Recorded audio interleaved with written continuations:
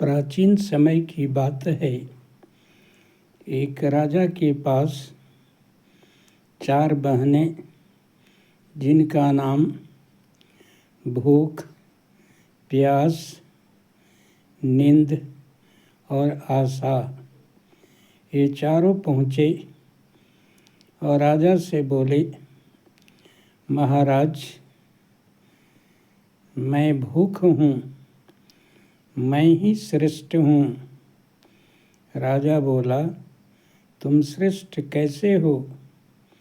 भूख बोली कि लोग हमारे लिए ही कमाते हैं, यदि भूख न रहे तो लोग कमाएंगे ही नहीं। इसलिए रोटी कमाने के लिए लोग परिवार को छोड़कर दूर दूर तक जाते हैं, इसलिए मैं श्रेष्ठ हूँ। राजा ने कहा कि ठीक है, मैं इसके परीक्षण करूँगा, तब बताऊँगा। राजा अपने राज्य में घोषणा करा दिया कि कल से कोई जो है खाना नहीं खाएगा। एक दिन बीता, दूसरा दिन, भूख से व्याकुल होकर के आदमी बासी रोटी खाने लगा।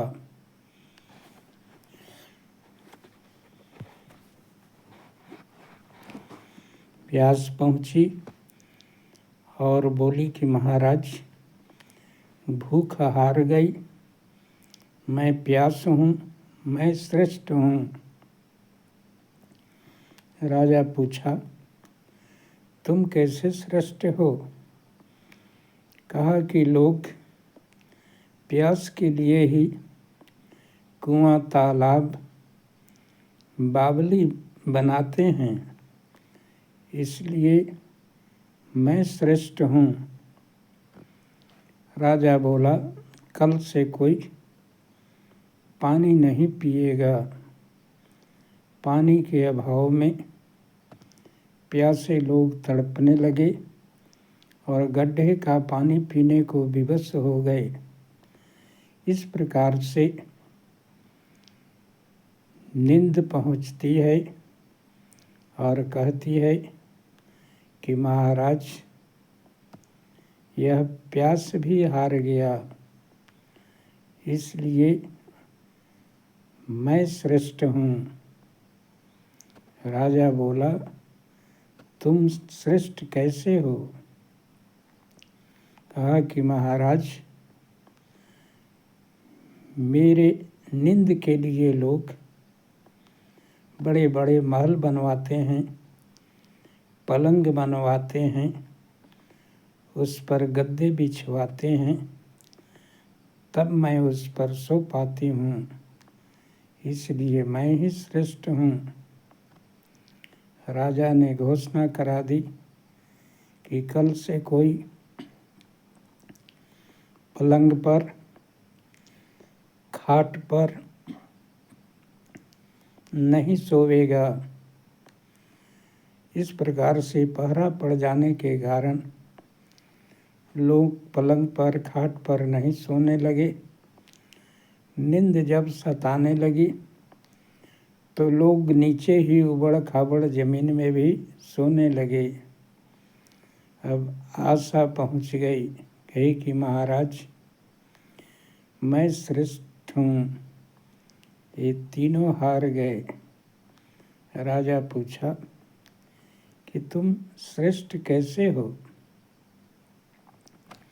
कहा, महाराज, आशा के कारण ही लोग परिश्रम करते हैं। आशा न हो तो आदमी निराश हो जाता है, हताश हो जाता है और जीवन की आस ही छोड़ देता है। इसलिए मैं श्रेष्ठ हूँ। राजा ने घोषणा करा दी कि कोई काम नहीं करेगा सभी लोग काम करना बंद कर दिए। रात्रि हो गई।